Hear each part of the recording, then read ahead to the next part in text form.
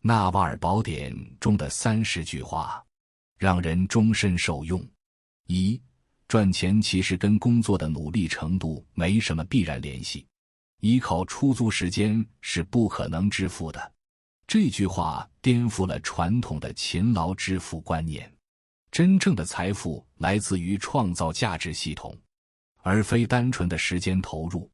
工厂流水线上最勤劳的工人，往往不是最富有的人。富人思考的是如何让系统为自己工作，而不是自己为系统工作。你是在用时间换钱，还是在让钱为你工作？二、生活中所有的回报，无论是财富、知识，还是人际关系，都来自复利。复利不仅存在于投资中，更存在于人生的每个维度。每一次学习，每一段关系，每一个好习惯都在为未来积累势能。一个人的影响力、专业能力、人脉资源都是复利的产物。今天读的每一本书，都会成为明天思考的基石。你今天种下的种子，明天会长成什么样的大树？三、想要致富，想明白3件事：做什么，和谁做，什么时候做。成功的3要素：选择正确的赛道，找到合适的伙伴，把握恰当的时机。这3者缺一不可，顺序也很重要。先选对事，再选对人，最后选对时机。很多人失败是因为在错误的时间和错误的人做了错误的事。你现在处于哪个阶段的思考？四、你的专长无法通过教育培训获得，它源于你的热爱和兴趣。不要盲目追逐热点，要保持独立性。真正的竞争优势来自内在驱动力。当别人在追逐风口时，你是否还记得自己真正热爱什么？教育只能给你基础技能，但无法给你独特的洞察力和创造力。那些改变世界的人，往往都是在自己热爱的领域深耕多年的结果。独特性往往比流行性更有价值。五、勇于以个人名义承担商业风险。社会将根据责任大小、股权多少和杠杆效应回报你。风险与收益成正比，承担责任就是在为未来的回报买单。员工承担执行风险，管理者承担决策风险，创业者承担全部风险。社会的财富分配机制本质上是风险分配机制。那些不愿承担风险的人，注定只能获得固定的、有限的回报。你愿意为什么承担风险？这个选择决定了你的天花板。六、要建立杠杆思维。最适合普通人的杠杆是自媒体，因为它只需要自己的许可，同时边际成本为0。在数字时代，每个人都可以成为媒体。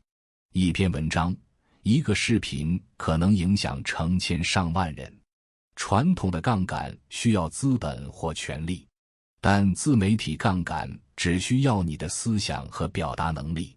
一旦建立起影响力，每增加一个粉丝的成本几乎为0。你的声音值得被更多人听到吗？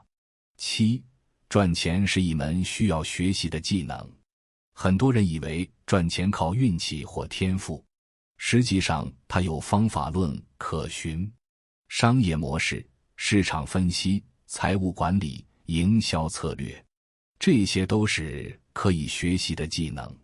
就像学习任何技能一样，需要理论学习、实践练习和不断改进。你是否把赚钱当作一门学科来研究？八、在商业世界里，少玩零和游戏，多玩正和游戏，寻找志同道合的合作伙伴。最好的商业模式是让所有参与者都受益。零和游戏是你死我活，正和游戏是共同成长。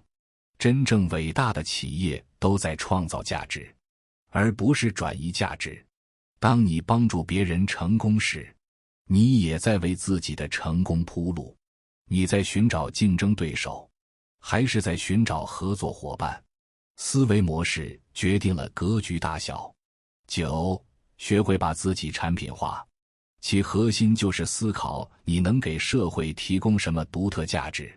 每个人都是一个产品，需要不断迭代升级。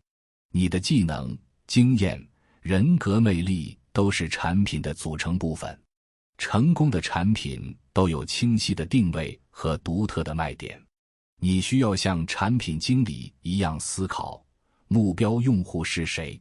核心价值是什么？如何持续改进？你的产品说明书会怎么写？你的核心竞争力是什么？10. 财富就是你在睡觉时依然可以帮你赚钱的资产。这是被动收入的精髓。真正的财富自由不是拥有很多钱，而是拥有持续产生现金流的资产。股票、房产、版权、专利、品牌，这些都是可能的资产形式。关键是要让资产为你工作，而不是你为资产工作。你正在构建什么样的资产？11. 想要赚到钱，就是要提供有需求但还没有生产出来的产品，并实现规模化。商业的本质是解决问题，最大的机会往往隐藏在未被满足的需求中。发现需求比创造需求更重要，满足需求比教育市场更容易。一旦找到了市场缺口，关键是要快速规模化，抢占市场先机。你观察到了什么痛点？12. 现在发展太快，你必须在9个月内掌握一门新专业，而这个专业在4年后就过时了。终身学习不再是选择，而是生存必须。在快速变化的时代，学习能力比知识本身更重要。重要的不是你知道什么，而是你能多快学会新东西。适应变化的能力决定了你在未来的竞争力。你的学习速度跟得上时代变化吗？13. 当你不只为寻求利益时，反而会获得快速发展。专注于创造价值，利益会自然而来。当你的动机纯粹时，往往能获得意想不到的回报。功利心太重会让人短视，反而错失长远机会。那些真正成功的人，往往都有超越金钱的追求。你做事的初心是什么？14. 人生最大的成本就是时间，而终极目标就是可以自由支配自己的时间。而能否掌控自己的时间，由自己为他人提供的价值维度决定。时间自由是最高级的自由，你提供的价值越大，获得的自由度就越高。时间是唯一无法储存、无法借贷的资源。真正的成功是能够按照自己的意愿分配时间。你正在用时间换取什么？15. 痛苦是有价值的。痛苦的时刻就是真相大白的时刻。当你对面痛苦时，只能被迫接受现实，才会思考中做出有意义的改变，取得有意义的进步。痛苦是成长的催化剂。舒适区让人停滞，痛苦区让人蜕变。痛苦剥去了所有的伪装和自欺，让你直面真实的自己。那些最深刻的领悟，往往来自最痛苦的经历。你最近的痛苦教会了你什么？16. 把时间花在省钱上是不会致富的。省出来时间赚钱才是正确的思路。穷人思维关注节流，富人思维关注开源。时间应该投资在增加收入的活动上，而不是减少支出。花1小时省10块钱，不如花1小时学习如何赚100块钱。机会成本的概念在这里体现得淋漓尽致。你的时间分配合理吗？17.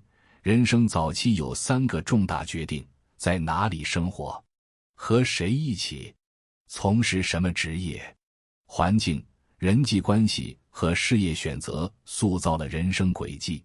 这3个选择的质量决定了生活的质量。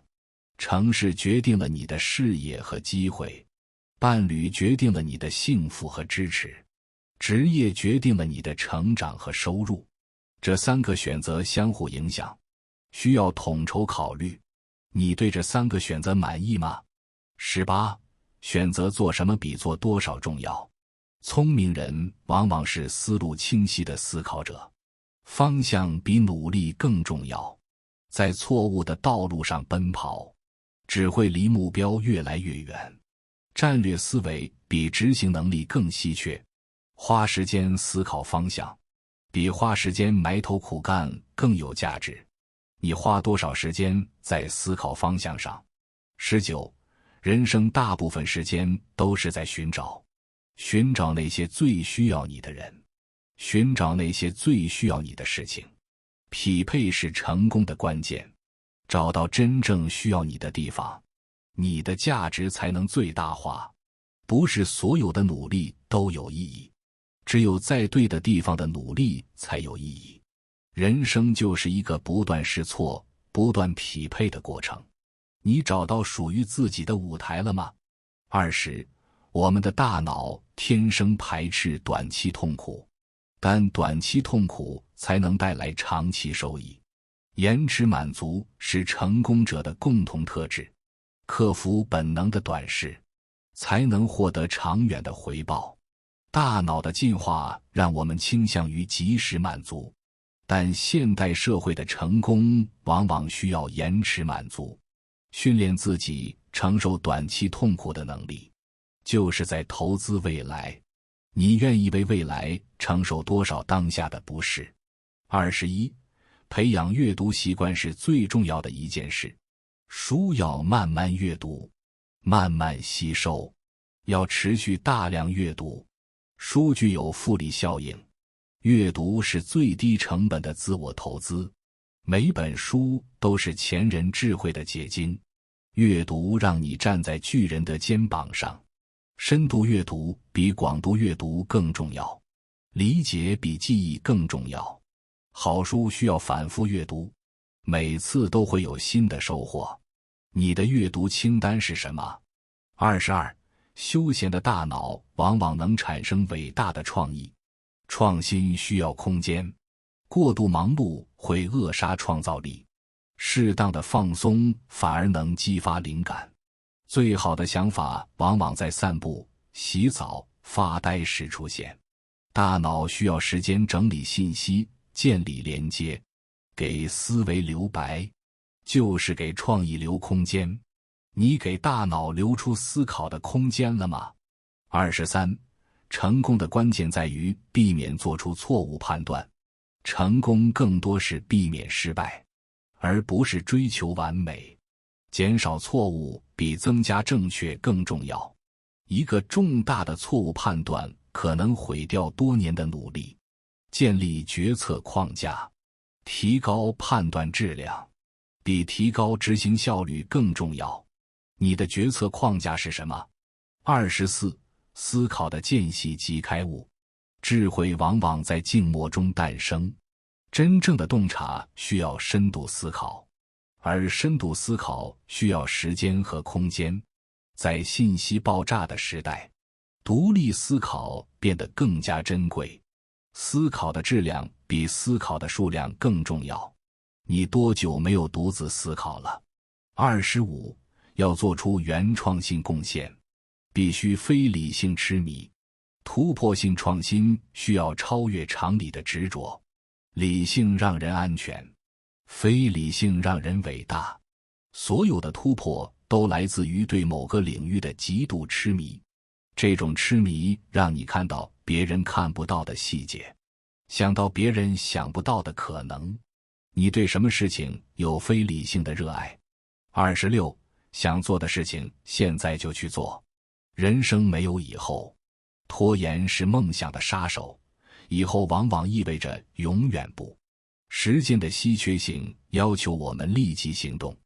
完美的时机永远不会到来，现在就是最好的时机。行动比计划更重要，开始比完美更重要。你的待办清单上有多少以后再说的事情？27，珍惜自己的时间。你唯一拥有的就是时间，它比任何事物都重要。时间是唯一真正稀缺的资源，金钱可以赚回来，时间一去不复返。